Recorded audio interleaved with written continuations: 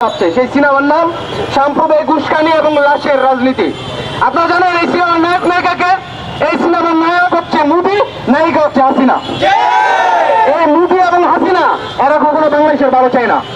এরা বাংলাদেশের সাম্প্রদায়িক উস্কানি সৃষ্টির মাধ্যমে এই বাংলাদেশের জাতিকে এরা আগেও বিভক্ত করে রেখেছিল, এখনো তারা বিভক্ত করে রাখতে চায়। এই বাংলাদেশকে বিভক্ত করে রাখার মাধ্যমে কি তাদের উদ্দেশ্যটা কি? কারণ তখন তারা এখানে প্রভুত্ব কায়েম করতে পারবে না। বাংলাদেশের মানুষ যারা বাংলাদেশকে মুখে লালন করে তারা যদি ঐক্যবদ্ধ থাকে তাহলে কিন্তু এই ভারতের যারা এই মোদী সরকারের যারা দালাল আছে তারা কিন্তু এখানে গ্যাঞ্জাম লাগানো সহজ হবে না।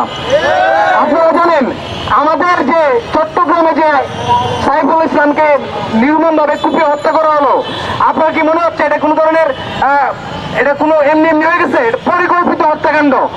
কারণ এতে বোঝা যায় এর মাধ্যমে এই বাংলাদেশে এই যারা মোদির দালাল, হাসিনার দালাল যারা এবং যারা উগ্র হিন্দুত্ববাদ বুকে লালন করে তারাই এই দেশের আমাদের দেশপ্রেমিক যারা আছে, এই সাইফুল ইসলাম আপনি দেখবেন সে অত্যন্ত দেশপ্রেমিক একটা ছেলে। 5 তারিখ হাসিনা পতনের পর সে কিন্তু তার ঘরের সন্তান বাচ্চা কাচ্চা ওদেরকে নিয়ে মিষ্টি বিতরণ করেছিল। আপনি দেখবেন এই আমাদের বর্তমান দেশের ঐক্য এবং সংহতি রক্ষার জন্য সে সর্বশেষ পোস্টগুলোতে ঐক্য এবং সংহতির পক্ষে ছিল। কিন্তু বর্তমানে এই যে সিনেমা চালু করার চেষ্টা চালাচ্ছে হাসিনা এবং মোদি, সেই সিনেমা এই দেশের হিন্দু, মুসলমান, বৌদ্ধ, খ্রিস্টান কেউ কখনো মেনে নেবে না। এবং আপনারা জানেন এই ইসকন শুধুমাত্র এই প্রথম না, এর আগেও তারা নানা রকম তারা কিন্তু ষড়যন্ত্র চালিয়েছে।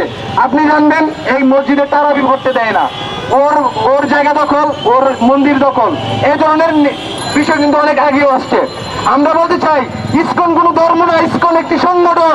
এই সংগঠন একটি সন্ত্রাসী সংগঠন এবং এই ইসকনের সাথে সকল হিন্দুর কোনো যোগ সাজস নেই। আমরা বিশ্বাস করি এদেশে আমরা আবহমানকাল থেকে এদেশের হিন্দু, মুসলমান, বৌদ্ধ, খ্রিস্টান সাম্প্রদায়িক সম্প্রীতির সাথে আমরা মিলেমিশে বসবাস করতেছি। এখানে আমাদের এই সুসম্পর্ক এবং সাম্প্রদায়িক সম্প্রীতিকে নষ্ট করার জন্য যারা এই চেষ্টা চালাচ্ছে আমরা তাদেরকে দেশের শত্রু বিবেচনা করি।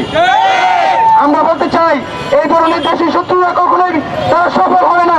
কারণ এদেশের হিন্দু, মুসলিম, বৌদ্ধ, খ্রিস্টানদের মধ্যেও হাজারো লাখ কোটি আমাদের দেশপ্রেমিক ভাই ও বোনেরা রয়েছে। আমরা একটি বিষয় বলতে চাই, ইসকন এবং ইসলাম কি করে?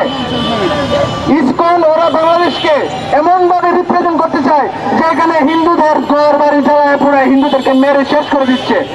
5 তারিখে আওয়ামী লীগের যত নেতাকর্মী ছিল এখানে কি সবাই হিন্দু ছিল?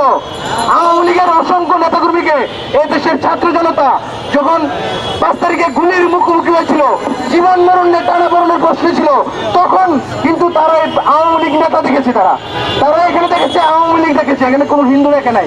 কিছু কিছু জায়গায় ক্রিমিনালঙ্কিত ঘটনা করেছে, আমরা সেটা সরকারের কাছে আবেদন জানাই সেগুলো সুষ্ঠু তদন্ত করে তাদের বিচার করাও। কিন্তু এই ভারতীয় মিডিয়া এবং ভারতীয় দালাল মিডিয়া যতগুলো আছে তারা এখানে কি করে? তারা এখানে দেখায় যে এখানে হিন্দু মুসলিম একটা দাঙ্গা লাগাচ্ছে। অথচ এখানে হিন্দু মুসলিম কোনো বিষয় না, এখানে পুরো বিষয় হচ্ছে পলিটিক্যাল।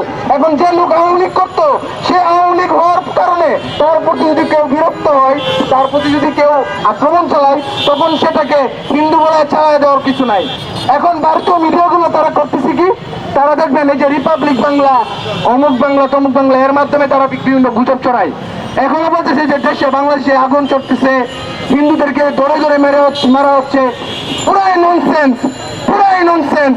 এই আওয়ামী লীগের যে মিডিয়া দালাল যারা ছিল এবং ভারতের যারা দূষর তারা কিন্তু বাংলাদেশ একটা অস্থির অবস্থা, একটা দাঙ্গা অবস্থা দিকে নিয়ে যাওয়ার চেষ্টা চালাচ্ছে। আমি সারা দেশের হিন্দু, মুসলিম, বৌদ্ধ, খ্রিস্টান আমার দেশপ্রেমিক ভাই এবং বোনেরা যারা আছেন তাদেরকে বলবো আপনাদেরকে ঐক্যবদ্ধ থাকতে হবে এবং শান্ত থাকতে হবে এবং ধৈর্য সহকারে আপনাদের সব পরিস্থিতি পর্যবেক্ষণ করতে হবে।